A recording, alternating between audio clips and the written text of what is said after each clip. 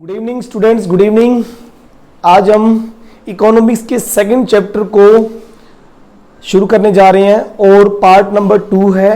Part 1 हम पहले ही कर चुके हैं और उसमें हमने काफ़ी चीज़ें पढ़ी थी कि कैसे कितने टाइप के सेक्टर्स होते हैं उनके बारे में पढ़ा था। यानी कि इकोनॉमिक्स का चैप्टर नंबर इकोनॉमिक्स, ठीक है, इकोनॉमिक्स का चैप्टर नंबर 2 हमने पढ़ा sectors of Indian economy, sector of Indian economy, इसके बारे में हमने बातें की थी। ठीक है, ओके। इसमें हमने क्या समझा था और क्या देखा था? हमने ये देखा कि प्राइमरी सेक्टर, सेकेंडरी सेक्टर और ट्रेजरी तीनों में टाइप में लोग लगे हुए हैं, लेकिन अर्निंग किसी में ज्यादा और किसी में कम थी। ये हमने कल देखा था। ओके, हमने ये देखा था कि 1970 के आसपास तो लगभग इक्वल से चल रहा था, लगभग इक्वल से चल रहा था। कहीं 38% अर्निंग थी एग्रीकल्चर में, कहीं 30% इंडस्ट्री में थी और कहीं पर थर्ड सेक्टर में 30% अर्निंग थी। लेकिन 2010-11 में डाटा बदल गया। अब आप देखोगे उसमें क्या हुआ कि हमने देखा कि भाई जो एग्रीकल्चर सेक्टर है वो बहुत ही कम अर्निंग कर रहा था। 18%, सिर्फ 18% अर्निंग हो रही थी और कितने लोग इन्वॉल्व थे? 55% हमने देखा था। तो यही इंडियन गवर्नमेंट का सबसे बड़ा टेंशन का पॉइंट है कि भाई ज्यादा लोग इन्वॉल्व हैं उस वर्क में लेकिन अर्निंग कम हो रही है। तो ये गलत बात है, ये तो गलत बात है। और ट्रेजरी सेक्टर बड़े सरप्राइजिंगली सामने आया। 25% लोग इन्वॉल्व है लेकिन अर्निंग लेवल जीडीपी का 60%, जबरदस्त काम हो रहा है यहां। तो सेकेंडरी सेक्टर में 20% लोग इन्वॉल्व है लेकिन अर्निंग 22%, इसमें भी चलो ठीक आ रहा है। लेकिन ये सबसे कम अर्निंग जो एग्रीकल्चर में हो रही थी, ये हमने कल देखा था। और आज हम पार्ट 2 में, ठीक है, Indian sector of Indian economy का पार्ट 2, ठीक है, पार्ट 2 में हम समझने जा रहे हैं कि जो चाहे वो प्राइमरी सेक्टर हो, चाहे वो सेकेंडरी सेक्टर हो, चाहे ट्रेजरी सेक्टर हो, उसमें जो ऑर्गेनाइज और अनऑर्गेनाइज सेक्टर होते हैं उनके बारे में, मतलब कि गवर्नमेंट जॉब और प्राइवेट जॉब की स्पेशलिटीज के बारे में हम समझने जा रहे हैं। मतलब कि इसको सेक्टर को हम कितने पार्ट में डिवाइड कर सकते हैं उनके बारे में समझने जा रहे हैं। ओके, तो सबसे पहले हमारा टॉपिक आज का है division, division of sectors. Sectors की क्या डिवीजन हम कर सकते हैं? ओके, वैसे तो हमने 3 टाइप के सेक्टर पढ़े थे, याद है ना आपको? 3 टाइप के सेक्टर मैंने पढ़ाए थे आपको, यानी कि 3 टाइप ऑफ सेक्टर, ये हमने पहले देखे थे। सेक्टर्स यानी कि प्राइमरी हमने पढ़े थे, प्राइमरी सेक्टर, सेकेंडरी सेक्टर और टर्शियरी सेक्टर, टर्शियरी, ये तीनों हमने पढ़े थे। और सबको पता लग गया था, सबको बता देता मैंने कि इन तीनों से जो अर्निंग आती है वो जीडीपी कहलाती है और फॉरेन इनकम जीएनपी बन जाती है। तो ये मेन चीज है। उसके बाद बात आती है कि भाई इसके 2 डिवीजन क्या किए जा सकते हैं, पहला डिवीजन और ये सेकंड डिवीजन। फर्स्ट डिवीजन जिसको हम कहेंगे ऑर्गेनाइज सेक्टर, ठीक है, इन तीनों में ही होते हैं, इन तीनों में ऑर्गेनाइज भी होते हैं और इन तीनों में अनऑर्गेनाइज भी होते हैं। ओके, नंबर 2 और नंबर 1, ठीक है। सबसे पहले हम यह लिखेंगे ऑर्गेनाइज सेक्टर, ऑर्गेनाइज सेक्टर्स, ठीक है, इसके बारे में ऑर्गेनाइज सेक्टर।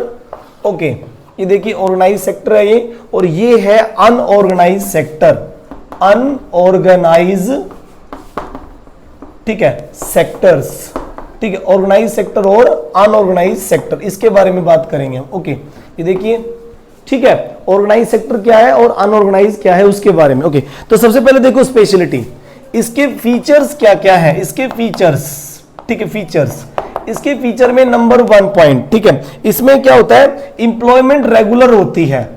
इसमें क्या होती है, इंप्लॉयमेंट जो कंडीशन होती है वो रेगुलर होती है, यानी कि जॉब एक बार मिल गई आपको, गवर्नमेंट जॉब मिल गई तो रेगुलर इनकम आती रहेगी और जॉब सिक्योरिटी बनी रहेगी, इसमें कोई दिक्कत नहीं है।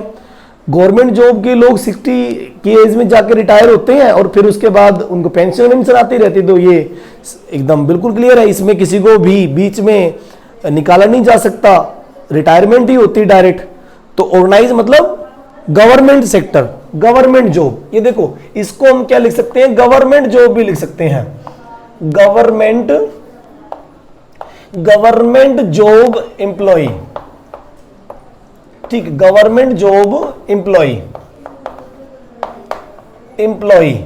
मतलब कि जो गवर्नमेंट जॉब में काम करने वाले लोग हैं उनके बारे में बात हो रही है। तो सीधी सी बात है, वर्ड खुद बता रहा है कि गवर्नमेंट जॉब की एम्प्लॉय तो भाई एक बार जिनको ज्वाइनिंग मिल गई उसके बाद तो वो परमानेंट ही हो गई ना, तो एम्प्लॉयमेंट रेगुलर बनी रहती है। ओके, दूसरी बात, दूसरी कंडीशन, नंबर 2 कंडीशन, ठीक है, इसमें क्या होता है, registered by government, registered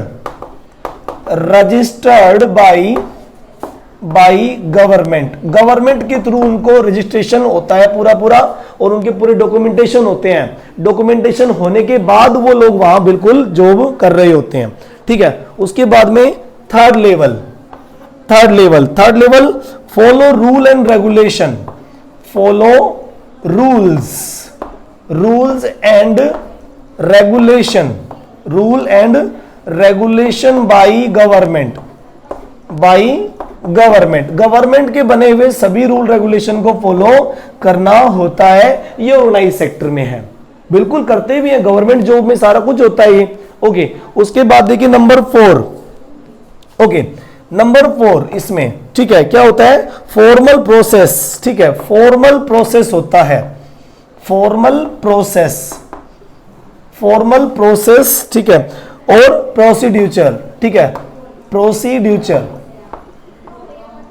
formal process and प्रोसीड्यूचर होता है। ओके, और इसमें एक और बड़ी बात होती है, enjoyed security of employment, enjoyed security of employment की पूरी सिक्योरिटी होती है, जॉब बीच में जाएगी नहीं, आराम से वो लगातार जॉब में बने रहेंगे, ठीक है ना। देखो कितने सारे पॉइंट है, बहुत सारे पॉइंट है, आराम से वही नॉर्मल चीजें जो हमारी डेली लाइफ में होती है हम उनको समझ सकते हैं आराम से।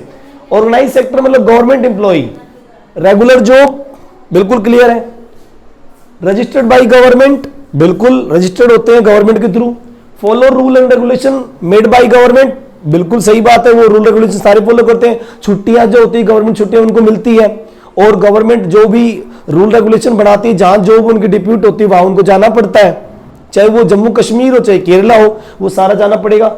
उसके बाद फॉर्मल प्रोसेस प्रोड्यूसर, मतलब कि बिल्कुल फॉर्मल प्रोसेस होता है पूरा, रिटर्न एग्जाम होते हैं, इंटरव्यू होता है, डॉक्यूमेंटेशन पूरी होती है, और रिजर्वेशन के अकॉर्डिंग जॉब भी मिलती है। भाई जनरल कैटेगरी की कुछ अलग रिजर्वेशन है, जो ओबीसी है उनकी अलग रिजर्वेशन है, एसटी एससी है उनकी अलग रिजर्वेशन है, नहीं स्टेट गवर्नमेंट की जॉब है तो बीसी ए बीसी बी इस तरह की कैटेगरियां भी बनती है ना। तो बिल्कुल फॉर्मल प्रोसीड्यूर होता है पूरा, बिल्कुल सेम। और उसके बाद इंजॉयड सिक्योरिटी ऑफ एम्प्लॉयमेंट की पूरी सिक्योरिटी होती है, भाई आपको एम्प्लॉयमेंट मिली हुई है, आपकी जॉब जाएगी नहीं, गवर्नमेंट से अप्रूव्ड है आप लोग, ठीक है, इस तरीके से। तो ये हो गया गवर्नमेंट सेक्टर के बारे में। और देखो work only a fix hour, एक और बड़ी बात, ठीक है, ये देखिए वर्क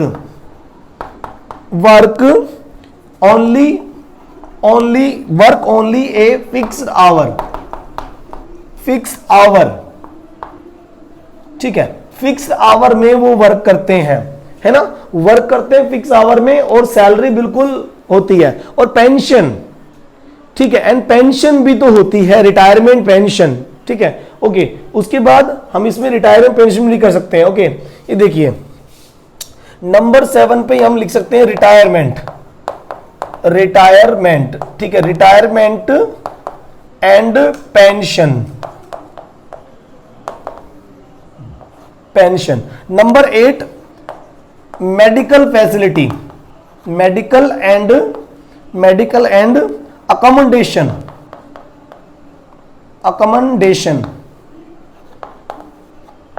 फैसिलिटीज, अकोमोडेशन फैसिलिटीज, है ना भाई, मेडिकल की पूरी फैसिलिटी मिलती है, मेडिकल की पूरी फैसिलिटी मिलती है, अकोमोडेशन मिलती है, रूम का रेंट भी मिलता है, रूम भी प्रोवाइड किए जाते हैं गवर्नमेंट ऑफिशियल्स को, आर्मी नेवी एयरफोर्स वगैरह में सब कुछ मिलता है उनको, टीए डीए सब पूरा इकट्ठा होकर सब कुछ मिलता है। तो ये तो हो गया ऑर्गेनाइज सेक्टर का पूरा कंडीशन, बिल्कुल सिंपल सी बात है। ओके, अब बात आती है सेकंड टाइप की यहां पर, ठीक है, सेकंड टाइप की बात यहां पर कर लेते हैं और वो है आपका unorganise sector. Okay, unorganise sector ये थोड़ा डिफरेंट है, बिल्कुल इससे अलग है, डेफिनेटली बिल्कुल प्राइवेट जॉब है, ये प्राइवेट सेक्टर है तो ये बिल्कुल अलग है। ओके, तो देखिए अनऑर्गेनाइज सेक्टर मतलब कि private sector, private sector, private sector job, ठीक है, प्राइवेट सेक्टर जॉब। ओके, तो प्राइवेट सेक्टर जॉब में क्या होता है, कैसे होता है, इसकी कंडीशन देख लीजिए। Okay, number one small scattered unit में बने होते हैं, स्मॉल एंड स्कैटर्ड, ठीक है, small and scattered units, small and scattered units. Okay, मतलब कि थोड़े छोटे ग्रुप में होते हैं और बिखरे हुए होते हैं, ऑर्गेनाइज नहीं होते, अलग अलग ग्रुप बना लेते हैं, अलग, जैसे टीचर की अलग कम्युनिटी हो गई, ठीक है, उस इस तरह से अलग अलग। ओके, इस तरह से अलग अलग होती है ये, ठीक है, तो स्मॉल एंड स्कैटर्ड यूनिट्स होती हैं। ओके, दूसरा पॉइंट इसमें स्मॉल एंड स्कैटर्ड के बाद आउटसाइड, ठीक है, outside the control, outside the control, ठीक है, ऑफ गवर्नमेंट के कंट्रोल से बाहर, ठीक है, outside the control of government, ठीक है, गवर्नमेंट के कंट्रोल से बाहर होते हैं, क्योंकि ये गवर्नमेंट के बनाए हुए रूल रेगुलेशन को फॉलो बहुत ही कम करते हैं, ना के बराबर। Okay,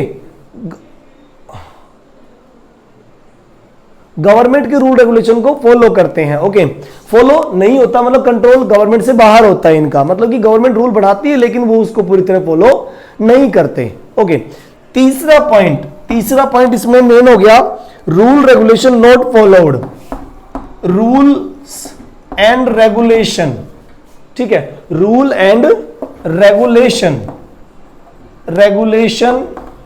made by government is not followed, ठीक है, आर नॉट, ठीक है, फॉलोड, फॉलो नहीं किए जाते, सीधी सी बात है, फॉलो नहीं होते, ठीक है। कितने रूल फॉलो करते हैं बताओ, प्राइवेट इंडस्ट्री वाले बहुत कम रूल फॉलो करते हैं, कोई प्राइवेट स्कूल हो गया या फिर जो भी है,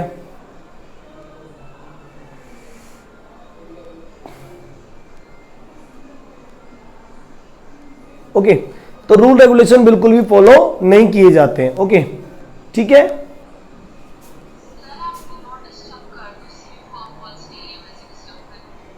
एक मिनट रुको, ठीक है, ओके,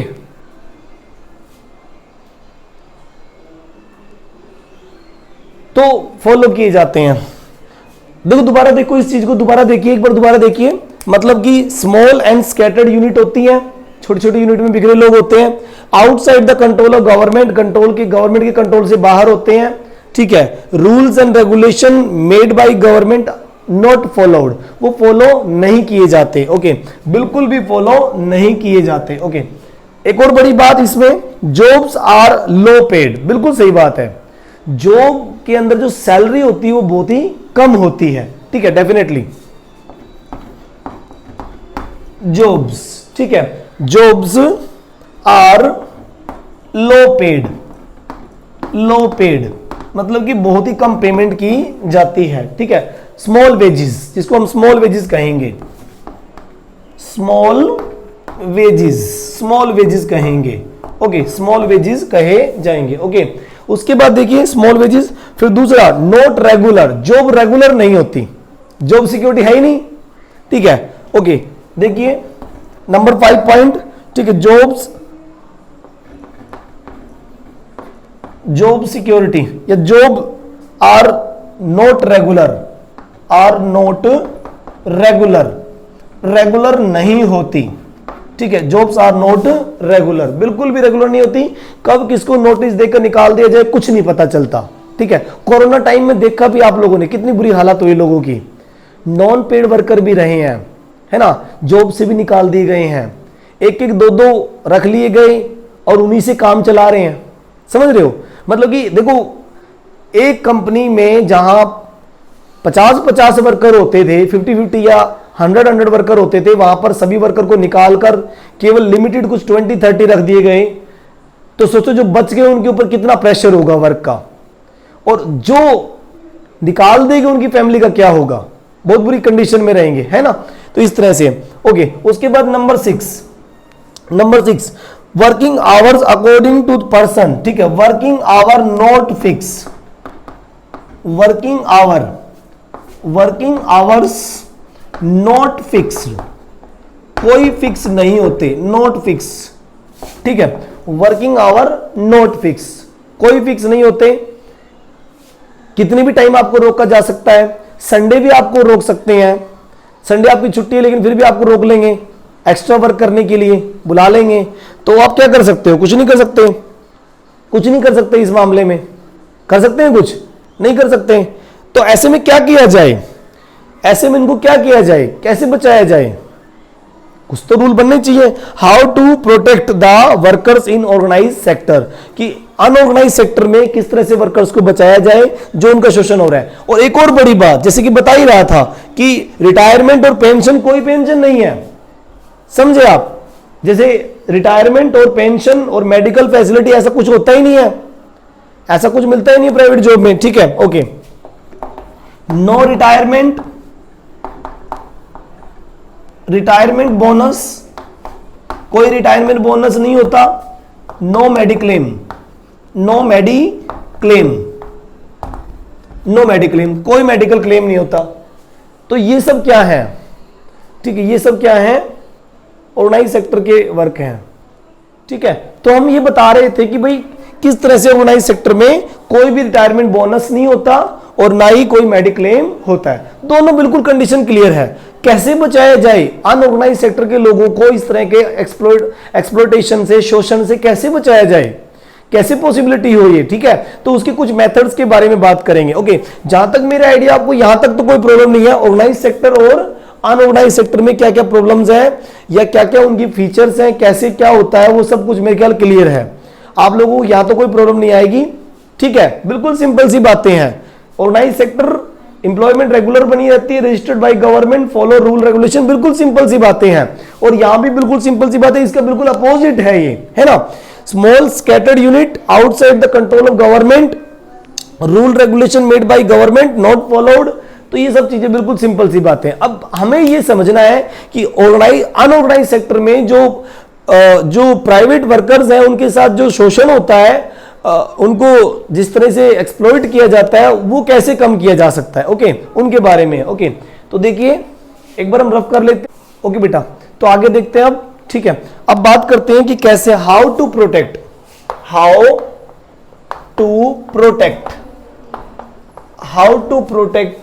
कैसे बचाया जाए, ठीक है। How to protect how to protect worker in unorganised sectors, कि अनऑर्गेनाइज सेक्टर में उनको कैसे बचाया जाए, ठीक है, कैसे बचाया जाए, कैसे बचाया जा सकता है, ओके। उसके क्या मेथड है, ओके, मेथड, क्या मेथड्स उसके हैं, ओके। तो देखिए कैसे मेथड है, क्या मेथड है।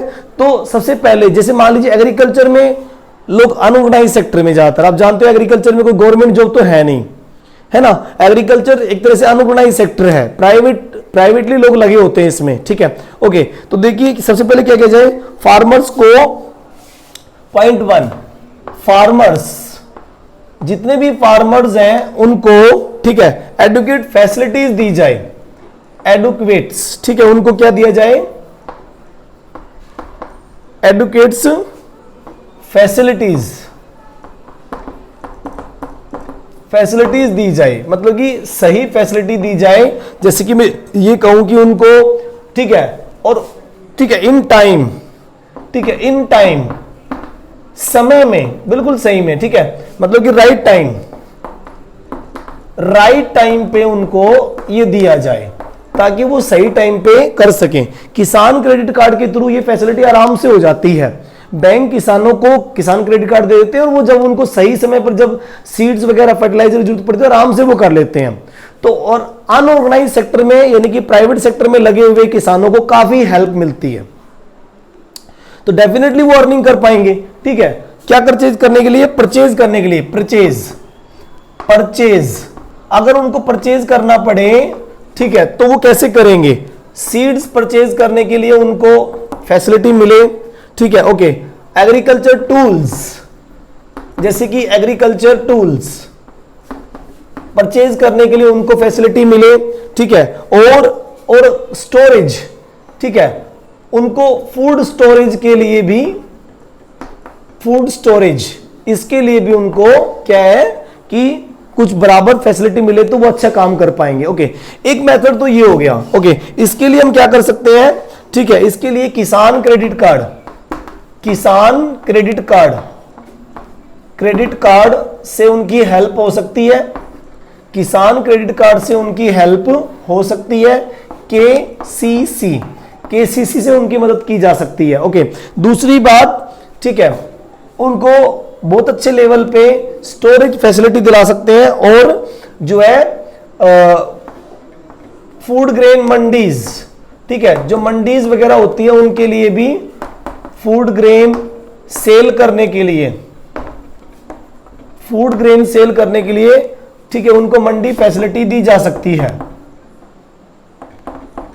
मंडी फैसिलिटी दी जा सकती है। जिसे किसान जो अलग मान लीजिए किसी प्राइवेट शॉपकीपर के या प्राइवेट किसी कॉन्ट्रैक्टर के जो उसमें ना फंसे और वो आसानी से अपना सही वैल्यू उसकी क्रॉप को उसको मिल सके। ओके, ये देखिए, उसके बाद में दूसरा मेथड हमारे पास है, दूसरा मेथड, ठीक है, ओके, नंबर 2 मेथड, इसमें देखिए small scale industry, small scale industry जो कि अनऑर्गेनाइज सेक्टर में है, स्मॉल स्केल इंडस्ट्री जो कि अनऑर्गेनाइज सेक्टर में है, अनऑर्गेनाइज सेक्टर में है, ठीक है, अनऑर्गेनाइज सेक्टर में जो है उनको क्या किया जाए? मान लीजिए कोई छोटे मोटे काम में लगे हुए, छोटे मोटे कारोबार में लगे, अनऑर्गेनाइज है, वो प्राइवेटली कोई काम करके बैठे हुए हैं, नहीं, जैसे कि मान लीजिए कोई छोटी मोटी शॉप खोल के बैठा हुआ है या छोटे लेवल पे कोई कारोबार, उसने जूते बनाने का कारोबार किया हुआ है या फिर वो मिट्टी के मटके बना रहा है, स्मॉल स्केल लेवल, यानी कि मान लो कपड़े सिलाई का काम कर रहा है, स्मॉल स्केल है। या फिर ये कहेंगे कहीं पर वो जो स्वेटर बनाने का काम कर रहा है, वीविंग नीटिंग का काम कर रहा है, धागे बनाने का काम कर रहा है, स्मॉल स्केल इंडस्ट्रीज। तो स्मॉल स्केल इंडस्ट्रीज को गवर्नमेंट हेल्प करे, गवर्नमेंट सपोर्ट की जरूरत है उनको, ठीक है ना। तो देखिए, नीड गवर्नमेंट सपोर्ट, इनको जरूरत पड़ती है, need government support, government support, government अगर सपोर्ट करती है तो डेफिनेटली ये लोग पैसे कमाएंगे, ये लोग पैसे कमाएंगे और इनका जो शोषण नहीं होगा, ठीक है। इन बाइंग रॉ मटेरियल, ठीक है, इन बाइंग, ये लोग जब खरीदना चाहेंगे तो उनकी मदद करें, ठीक है, buying raw material, raw materials, ठीक है, उनको रॉ मटेरियल मिले, ओके, और क्या मिले, ठीक है, ओके, और मार्केटिंग आउटपुट उनको मिल पाए, ठीक है, and marketing output, and marketing output उनको मिले, मार्केटिंग आउटपुट उनका अच्छा हो जाए, ठीक है, ओके। तो ये सब उनके लिए हम कर सकते हैं, गवर्नमेंट इनको कर सकती है, काफी फायदा होगा इससे, ठीक है। एक और पॉइंट, ठीक है, लेबर लॉ बनाने चाहिए, ठीक है। Third point, tough labour law बनने चाहिए, ठीक है, बाई पार्लियामेंट, पार्लियामेंट के थ्रू लेबर लॉ बनने चाहिए एंड इंप्लीमेंट, ठीक है, वेरी शार्पली, जल्दी से उनको लागू करना चाहिए। भाई अगर अच्छे से लेबर लॉ बनेंगे तो कोई उनका शोषण नहीं कर पाएगा, है कि नहीं, सीधी सी बात है। अगर अच्छे से लेबर लॉ बन जाए तो कोई भी प्राइवेट ओनर उनका, जैसे कि वर्किंग आवर ज्यादा करवाते हैं, लो वेजेस देते हैं, मेल फीमेल के अकॉर्डिंग सैलरी का स्टेटस रखते हैं, नहीं होता कई बार भी मेल की फैमिली ज्यादा फीमेल की कम है। स्कूल कॉलेजेस में देख लीजिए ऐसा ही होता है कि भाई जो जिनके पास पूरे डॉक्यूमेंटेशन नहीं होते उनके साथ उनका शोषण होता है। मेल फीमेल के अकॉर्डिंग सैलरी का डिफरेंस देखने को मिलता है। किसी भी प्राइवेट कंपनी में देख लीजिए ऐसा देखने को मिलता है कि भाई मेल फीमेल के अकॉर्डिंग उनको सैलरी का डिफरेंस हो जाता है, ठीक है। तो ये चीजें बहुत सारी हैं। तो अगर टफ लेबर लॉ बनेंगे तो कोई भी कैजुअल वर्कर जो ह्यूमिलेट नहीं हो पाएगा, कोई भी कैजुअल वर्कर जो कि प्राइवेट वर्कर है वो ह्यूमिलेट नहीं होगा, ठीक है।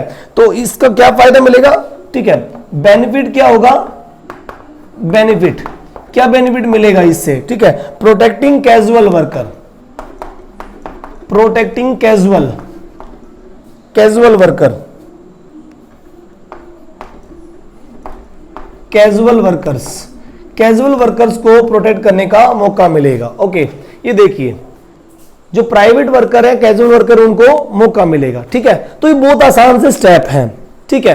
और अवेयरनेस भी आएगी भाई, सीधी सी बात है, जब अवेयरनेस आती है ना तो डेफिनेटली फिर कोई भी चीज इंप्रूव करती है, चाहे वो एग्रीकल्चर सेक्टर हो, चाहे वो प्राइवेट सेक्टर हो, चाहे वो अनऑर्गेनाइज लेवल हो, डेफिनेटली उनको मोटिवेशन मिलता है। अमेरिका, यूरोप जैसे बड़े बड़े कंट्री है, सारे तो गवर्नमेंट सेक्टर में नहीं है लेकिन वो बहुत एडवांस कंट्री माने जाते हैं क्योंकि गवर्नमेंट की फुल सपोर्ट है उनको। और अनऑर्गेनाइज सेक्टर भी बिल्कुल वैसे वर्क कर रहा है जैसे ऑर्गेनाइज सेक्टर है यूरोपियन कंट्रीज में। तो डेफिनेटली वो लोग बहुत अच्छे लेवल पे पैसे कमाएंगे और कोई भी टाइप का कोई खतरा नहीं है उनको फिर वहां पे। तो इस तरह की चीजें होनी चाहिए, ओके, तब हम ऑर्गेनाइज सेक्टर को बचा सकते हैं। मैं इन पॉइंट को दोबारा रिपीट कर देता हूं, बहुत आसान पॉइंट है। अनऑर्गेनाइज सेक्टर में लगे हुए फार्मर्स, उनको टाइम पे सपोर्ट मिले, फुल फैसिलिटी मिले तो डेफिनेटली वो पैसे कमा के देंगे आपको, डेफिनेटली 100% पैसे कमा के देंगे, ठीक है। दूसरा, परचेजिंग में हेल्प मिले, सीड्स, एग्रीकल्चर टूल्स वगैरह या फूड स्टोरेज उनको ठीक से मिले तो डेफिनेटली वो पैसे कमाएंगे। इसमें एक किसान क्रेडिट कार्ड बहुत बढ़िया सिस्टम बना दिया गया है, किसानों को एमएसपी प्राइस भी गवर्नमेंट दे रही है, किसान क्रेडिट कार्ड भी बना के दे रही है ताकि उनको जो उनकी अर्निंग लेवल है वो थोड़ा सा इंप्रूव कर जाए। ओके, मंडीज बनाई जा रही है, फूड ग्रेन सेल करने के लिए उनको पूरा सपोर्ट मिल रही है, ठीक है। ओके, दूसरा मेन पॉइंट कि कैसे इंप्रूव किया जाए, how to protect the workers. तो देखिए स्मॉल स्केल में लगे हुए इंडस्ट्रीज के वर्कर जो हैं, जो अनऑर्गेनाइज सेक्टर में होते हैं, उनको गवर्नमेंट पूरा सपोर्ट कर रही है ताकि वो अपने रॉ मटेरियल को परचेज कर सके और क्या कर सके, ठीक है, आउटपुट वो मार्केट के लिए तैयार कर सके। गवर्नमेंट अगर इस लेवल पे सपोर्ट कर देती तो वो अपने आप ही आगे आ जाएंगे, डेफिनेटली आगे आएंगे। ओके, एक और पॉइंट यहां पर है, टफ लेबर लॉ। अगर कानून पार्लियामेंट के थ्रू बहुत बढ़िया बना दिए जाएं लेबर के लिए तो डेफिनेटली वो लोग इंप्रूव करेंगे और इंप्लीमेंट भी होने चाहिए। एक डेमोक्रेटिक कंट्री में एक छोटी सी प्रॉब्लम ये भी होती है कि कोई भी रूल बनते हैं कि इंप्लीमेंट होने में बहुत टाइम लग जाता है। आपने डोमेस्टिक वायलेंस एक्ट के बारे में सुना और 2005 में लागू हो गया, बनने में 15 साल लग गए, लगभग 15-16 ईयर लग गए उसको बनने में। तो बनने का टाइम भी बहुत टाइम लगता है और दूसरा ऊपर से ये भी है, ठीक है। तो बेनिफिट होगा इससे, कैजुअल वर्कर्स को फायदा होगा। जो प्राइवेट ओनर है, प्राइवेट कंपनी जो मालिक है वो उनका शोषण नहीं कर पाएंगे, डेफिनेटली अच्छा फायदा होगा। ओके, तो इस तरह के बहुत सारे तरीके अपनाकर हम अनऑर्गेनाइज सेक्टर में लगे हुए कैजुअल वर्कर को बचा सकते हैं। ओके, अब बात आती है कि भाई प्राइवेट सेक्टर और पब्लिक सेक्टर का मतलब क्या है। एक और यह पॉइंट बनता है कि पब्लिक सेक्टर क्या है, प्राइवेट सेक्टर क्या है। तो वही चीजें, ऑर्गेनाइज सेक्टर और unorganise sector. Okay, organise sector में गवर्नमेंट ओनर होती है ज्यादातर, किसी भी प्रकार के प्रोडक्शन का और किसी भी टाइप की सर्विस का गवर्नमेंट खुद ओनर होती है और अपने अकॉर्डिंग वर्क कराती है। जैसे ऑयल इंडिया लिमिटेड है ना, जॉइंट सेक्टर का है ये। वैसे तो एक सेल का एग्जांपल मैं आपको देता हूं, स्टील अथॉरिटी इंडिया लिमिटेड। अब ये गवर्नमेंट सेक्टर का इंडस्ट्री है, steel authority India limited government sector है, गवर्नमेंट खुद हैंडल करती है, गवर्नमेंट खुद ऑपरेट करती है, सारा कुछ अपने हिसाब से चलता है, ठीक है। Okay, government release money through taxes. Government के पास पैसे कहां से आए इस तरह के सेटअप करने के, टैक्स से पैसे मिले उनको, डायरेक्ट और इनडायरेक्ट दो टाइप के टैक्स होते हैं, उनसे गवर्नमेंट के पास पैसे आते हैं और वो फिर वो ऑर्गेनाइज सेक्टर में बहुत सारी इंडस्ट्रीज चलाने में लगा देती है। ओके, दूसरा purpose not just earn profit instead public welfare. Government sector में लगे हुए जितने भी प्रोजेक्ट होते हैं उनका मेन टारगेट अर्निंग करना नहीं होता, ज्यादातर पब्लिक वेलफेयर में भी काम करना होता है। जैसे वाटर सप्लाई का वर्क है, अब वाटर सप्लाई का वर्क आप जानते हो ये गवर्नमेंट सेक्टर इसको हैंडल करती है, म्युनिसिपैलिटी हैंडल करती है। वाटर सप्लाई का वर्क म्युनिसिपैलिटी करती है। अगर किसी जगह पर हम प्राइवेट कंपनी को वाटर सप्लाई का वर्क दे तो डेफिनेटली फिर वो उसके रेट बढ़ाएंगे। जैसे कि आपने बोलीविया वाटर बार के बारे में सुना होगा। बोलीविया में क्या हुआ था, कोचबाम्बा सिटी, बोलीविया की कोचबाम्बा सिटी, वहां पर म्युनिसिपैलिटी से वाटर सप्लाई का काम छीन कर एक प्राइवेट कॉन्ट्रैक्टर को दे दिया गया और फिर क्या हुआ, प्राइवेट कॉन्ट्रैक्टर ने रेट बढ़ा दिए। बाद में मूवमेंट हुई और बोलीविया के अंदर कोचबाम्बा सिटी में फाइनली लोगों ने प्रोटेस्ट करके उस प्राइवेट कंपनी को वहां से भगा दिया, जो कि बोलीविया गवर्नमेंट वर्ल्ड बैंक के प्रेशर से जो कर रहे थे। वर्ल्ड बैंक के प्रेशर से उन्होंने मल्टीनेशनल कंपनी को, प्राइवेट कंपनी को वाटर सप्लाई का कॉन्ट्रैक्ट दे दिया था। तो ये चीजें होती है गवर्नमेंट सेक्टर में, जितने भी प्रोजेक्ट लगे होते हैं डेफिनेटली वो क्या करने के लिए होते हैं, पब्लिक वारफेयर करने के लिए होते हैं। वेलफेयर मतलब कि पब्लिक के भले के लिए होते हैं, भला करने के लिए होते हैं, नहीं समझे। तो ये चीजें होती है। लेकिन प्राइवेट सेक्टर को कंपेयर करें गवर्नमेंट सेक्टर से तो क्या है, प्राइवेट सेक्टर में प्राइवेट इंडिविजुअल खुद हैंडल करते हैं। जैसे टाटा ग्रुप हो गया, अंबानी ग्रुप हो गया, है ना, टाटा ग्रुप हो गया, अंबानी ग्रुप हो गया, ये प्राइवेट है सारे। तो ये खुद अपनी कंपनी को खुद ऑपरेट करते हैं, अपने रूल रेगुलेशन खुद सेट करते हैं, ठीक है। तो उसी हिसाब से चलते हैं। ओके, और एक्टिविटी ज्यादातर वो की जाती है जिससे ये लोग अर्निंग कर सकें। गवर्नमेंट सेक्टर से बिल्कुल हटकर है। गवर्नमेंट सेक्टर में अर्निंग ना भी हो तो चलेगा, वो तो पब्लिक वेलफेयर के लिए हो रहा है। लेकिन इसमें तो सिर्फ और सिर्फ प्रॉफिट कमाने के लिए काम होता है। आपने कितने बड़े बड़े इंडस्ट्री सुने होंगे, धीरू भाई अंबानी है, जो भी बड़े बड़े अडानी है, जो भी है, ये सब क्या है, ये प्रॉफिट कमाने के लिए तो कंपनी खोलते हैं। कोई भी कंपनी ऐसी नहीं होगी जो कि वेलफेयर के लिए काम कर रही हो, सिर्फ पैसे कमाने के लिए नहीं कर रही है। प्राइवेट कंपनी मोस्टली पैसे कमाने के लिए ही खोली जाती है। प्राइवेट स्कूल मान लीजिए या जो भी है, भाई अर्निंग के लिए कर रहे हैं सारे काम। तो गवर्नमेंट सेक्टर प्रॉफिट पे ध्यान नहीं देती और प्राइवेट सेक्टर प्रॉफिट पे ध्यान देता है। वेरी सिंपल, ठीक है। ओके, और अब अगर ग्रुप दोनों का कंपैरिजन करें तो डेफिनेटली एक डेमोक्रेटिक कंट्री में प्राइवेट सेक्टर को कम प्रीफरेंस दिया जाता है, एक डेमोक्रेटिक कंट्री में गवर्नमेंट सेक्टर को ज्यादा प्रीफर दिया जाता है। ओके, और ठीक है, ठीक है, इस तरह से। तो ये लेसन यहां बिल्कुल सरेंडर कर देता है। इसमें अब ज्यादा कुछ समझने की जरूरत नहीं थी, बिल्कुल आसान सा चैप्टर था ये, सेक्टर ऑफ इंडियन इकोनॉमी। तो इस चैप्टर में हमने काफी चीजें सीखी है कि सेक्टर कौन कौन से होते हैं और कौन सा सेक्टर क्या करके देगा आपको, किससे बेनिफिट ज्यादा है, किससे कम है, वो सारी चीजें हमने समझ ली है। और साथ में ऑर्गेनाइज और अनऑर्गेनाइज सेक्टर के बारे में भी हमने पढ़ा है, ठीक है। ओके, और ये कैसे काम करता है उसके बारे में भी है। ओके, पब्लिक सेक्टर क्या है, प्राइवेट सेक्टर क्या है, इनके बारे में सभी के बारे में बातें हो गई हैं। तो इसमें अब कुछ नहीं बचा है, ये लेसन सरेंडर कर चुका है। ओके, इसमें इतना ही। पार्ट 2 में बहुत आसान सा था ये, पार्ट 2 बहुत छोटा सा था। Okay, bye.